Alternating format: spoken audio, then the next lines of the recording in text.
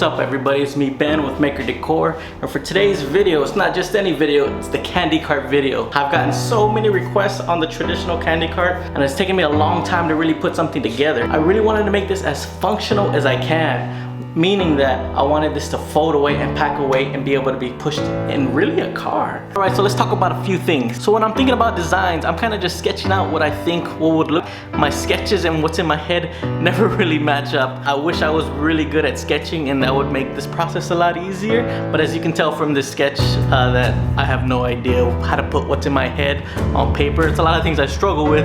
It's definitely telling my wife, I'm thinking about doing this, I'm thinking about doing that, and she's no idea what this looks like. My drawings are horrible. But it's in my head, so I have to get it out of my head and get it out of the paper and just make it. So let's get started.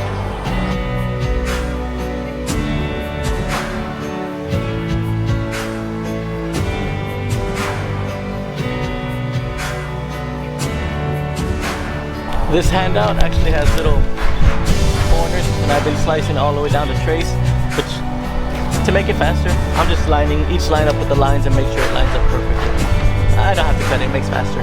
Just as long as the lines line up with the lines in front of it and on sides, you're good.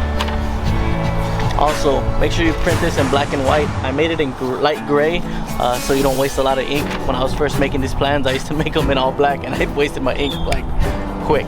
So I put them in light gray, so when you print this, print it at 100% and black and white only, not color, because it won't pop out. So with the stencil, you're putting like 12 papers together, like similar, like I'm showing right here. You're putting all these papers together, but it can be easy to be off. So the way I'm putting them, you may be putting one paper a quarter of an inch closer, and then by the time you know it, your paper doesn't line up to my paper. So to kind of go around this, on all of our stencils, I put the exact length what it should be. So if this should be 2 feet, it's gonna say 2 feet. But say you put the papers together and it's a foot and 9 inches, no, you're gonna have to stretch out 1.5 inches on each side and kind of just draw that to make it fit. It's more of a guide stencil. It's not exactly true to size because there's just so many variables involved. The paper you use, the printer you use, the settings you use can all change all of this, and by the time you print it out, you're gonna be like, this did not come out the way it was supposed to be. The measurements, they're more of like a guide. Gonna use a jigsaw. You want to cut out the center first, and to be able to do that, you're gonna need a drill bit. Go slow. It's really important to try to get a clean cut. This will make the wheel look really real. If you're all zaggy everywhere, it's not gonna look great. So definitely go slow to make sure the wheel looks clean, because if you don't, it's gonna look a little sketchy, and those zigzags are just, it's not gonna look professional. But if you go slow, get clean cuts, it'll look great. Let's get started.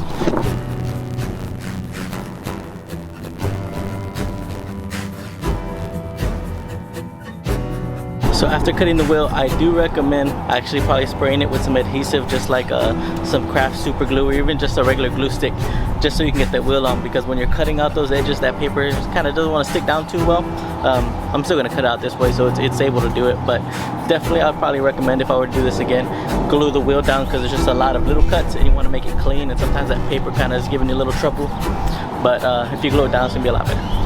So I get a lot of requests on this candy cart. It's more of the traditional candy cart.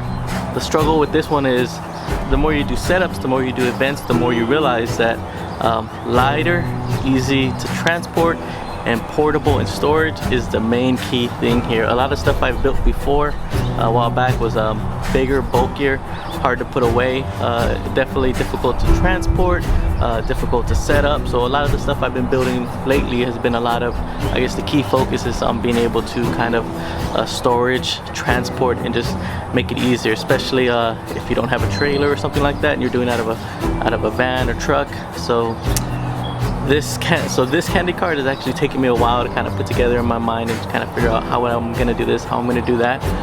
So it's actually gonna be foldable, easy to set up, easy to transport, easy to build. But I want it to look custom, I want it to look elegant, I want it to look like if I bought it.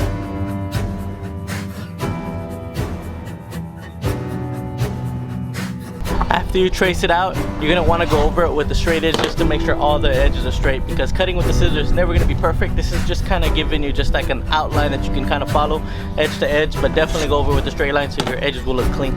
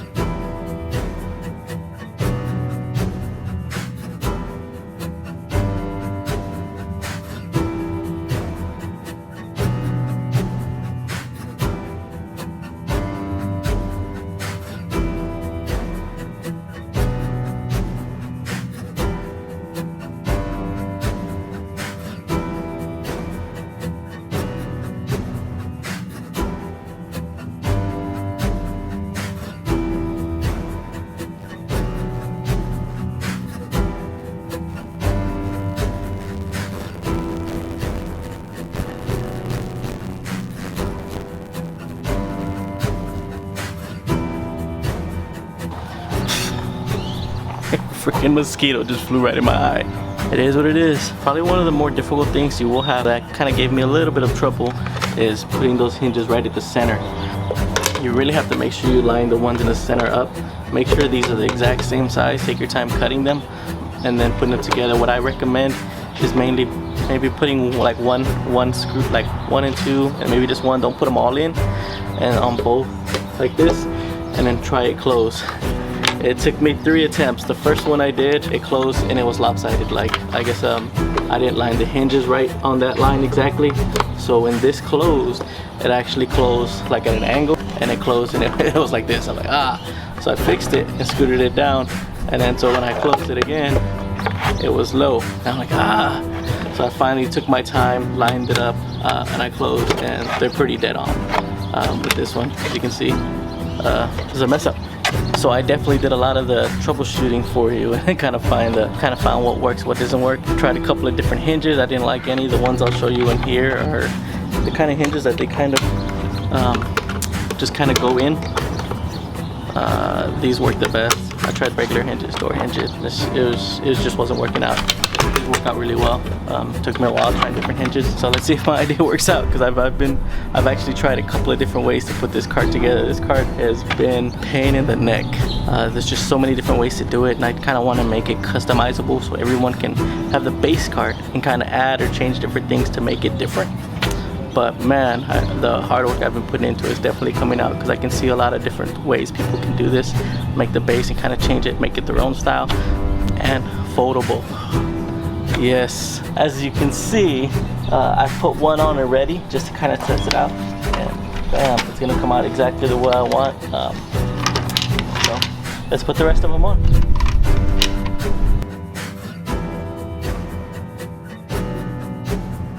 Alright, so for kind of screwing them together, the best advice I can probably give you is to kind of push them and line them up exactly where you think they should be.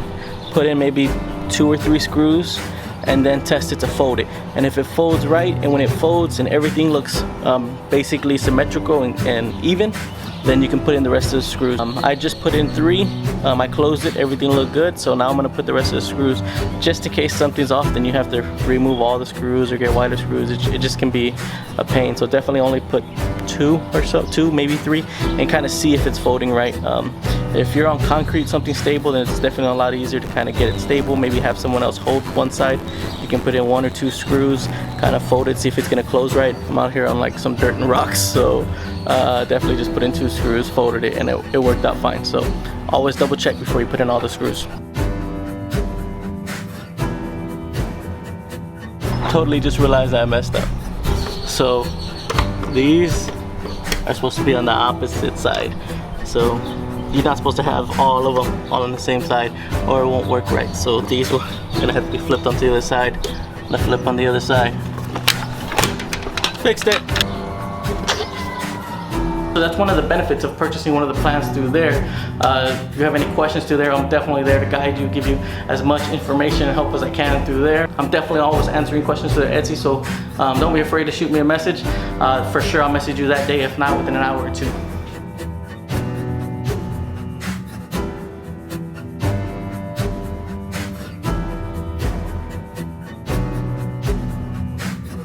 That took a little bit of time, kind of making sure everything was lined up. I think I'd recommend if you did have somebody, just have somebody else hold the corner while you make sure they'll hold it lined up, and then you put the screws in. It'll go a lot faster, a lot easier. Just make sure things are kind of even and leveled up. Let's close it and see if it actually worked. It worked. Alright, so probably the most difficult part of the build is to make sure all those hinges and everything's lined up, so everything is flush. And if it's all flushed and lined up, it closes perfect, easy, no problem. It's still pretty light. Took a couple of different iterations to kind of figure out if this would work. I tried a couple of different ones, a couple of different hinges, different styles, only using 2 hinges, 4 hinges, and finally I went to 6 hinges, almost like an accordion. It's kind of where I got the idea. All right, let's keep going.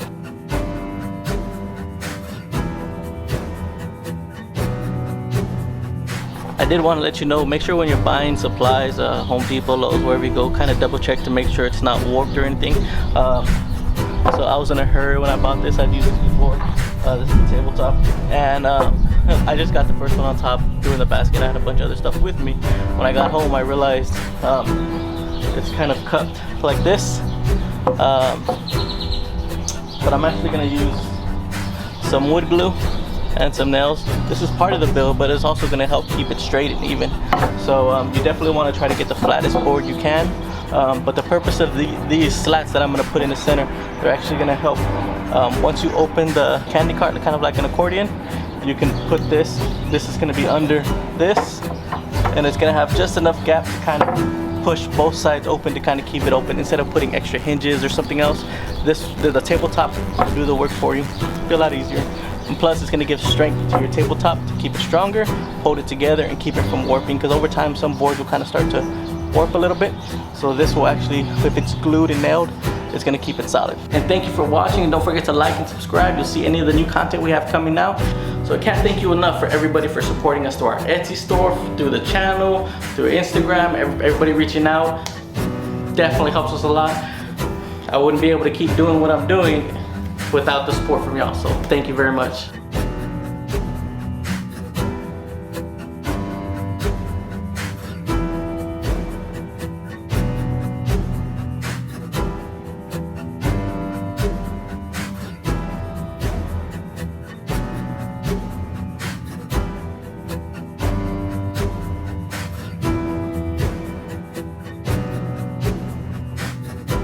So you don't have to sand this piece that I just did. The reason I sand it is because the jigsaw can kind of not, can be a little difficult to get good circle curves. Make sure you go slow, but also sanding it, kind of rounding it over, kind of hides those any like little misalignment between cuts or anything. If you're just slightly like a little off, sanding will cover it up. That's all it is. Round over both sides. Smooth, looks better, easy to handle, no splinters. But also kind of evens out any kind of not perfect cuts that you're gonna see. No, you can't even tell. All right, so we're gonna bring out the candy cart and start working on the top section.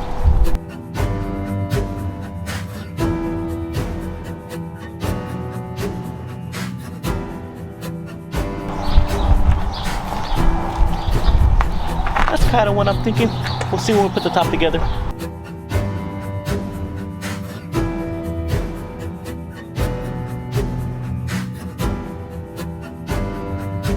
The reason I'm using wood glue and the nails is because you want it to strengthen, because plywood can bend over time easily. It'll warp, especially if you have it against a wall leaning. So you also want to keep this straight up. The wood glue and the and the board right here will kind of help it strengthen, so it'll help resisting wanting to warp so easy. So it'll help keep it straight up. Also some more that we're gonna add, but the wood glue kind of attaches the whole thing, so the nails hold it in place while the wood glue kind of solidifies the whole thing together, and it's gonna be rock solid.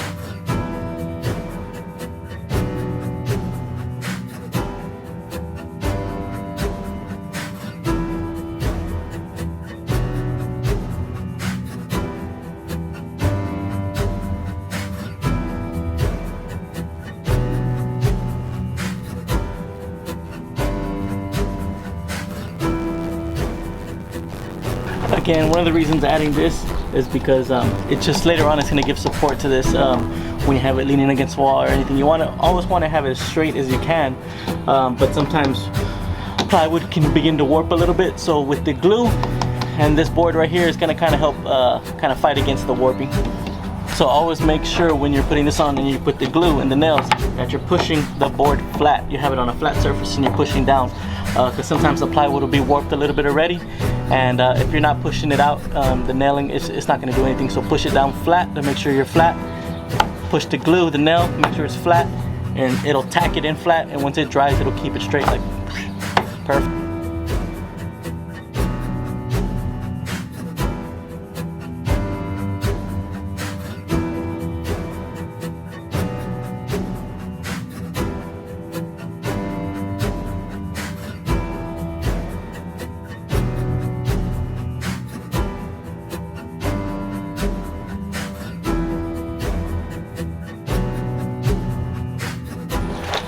So with this one, there was a couple of different ways. I really didn't want to screw the whole thing down, and I want it to be easy to set up and break down as quick as possible and still be able to fold. So the idea I came with, this was going to be a part of this, but I'm actually going to cut these, so they're going to be slightly, just a little bit smaller, just so it'd be easier to kind of fit in. So what I'm going to do is I'm going to drill through here, pre-drill through there, put some screws from here, and wood glue this down exactly at a certain spot, and the same thing to the other side. So what I'm going to do is once I fold this out over, I'm going to bring it in there, and it'll be in exactly the place it needs to be. So it should work similar to, we find it, we put it down, we find it in place, and we push it. So that's the idea I'm going with. That's what you're going to see me do right now.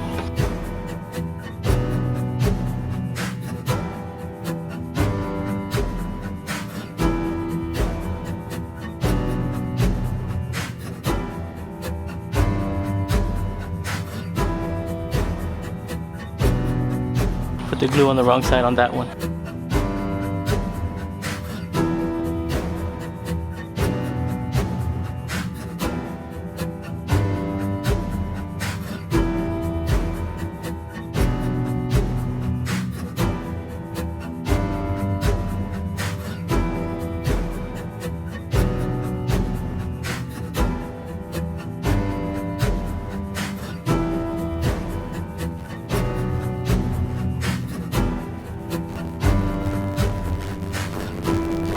I know it's getting a little dark, but today is actually Sunday night. I told everybody about a week ago that yeah, I'll have it up by Monday, Sunday night. So I'm gonna try to work as much as I can. Tomorrow I'll put in the fillers, paint it, and hopefully have it up Monday.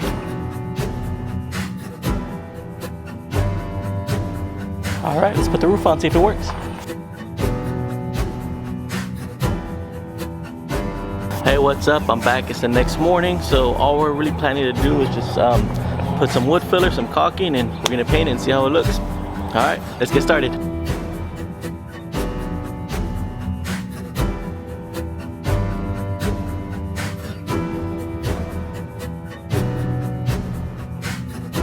Plastic wood.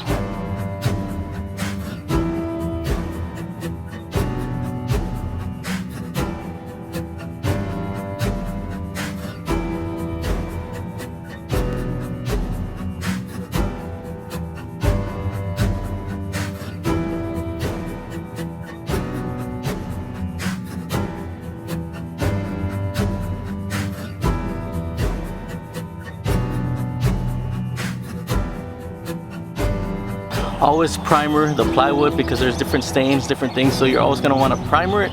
Then you paint the color that you want. It's going to come out a lot cleaner, a lot better. So always primer plywood.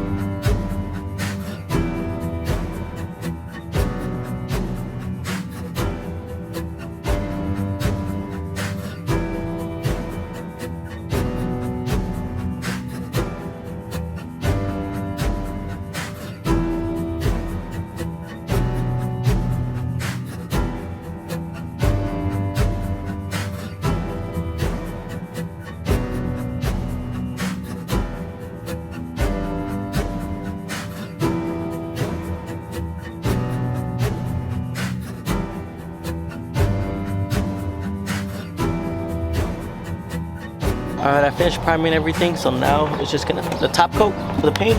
I use the interior exterior glass-like durable finish from Behr. It's ultra pure white. It's high gloss, and that's what you really want, especially if you're going to be renting stuff out like this. What the high gloss really is just kind of gives it a really good clear coat over the paint with it.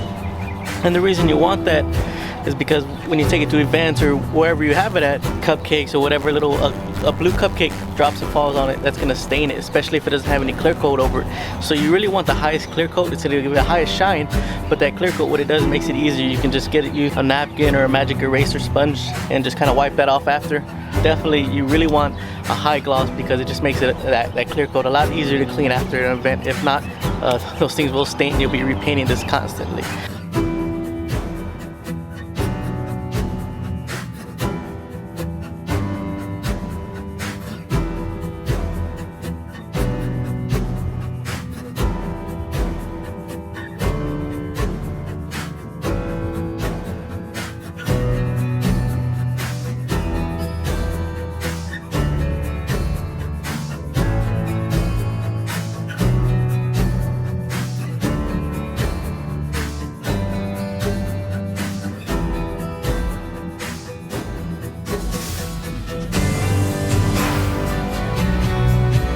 Alright, it's pretty hot.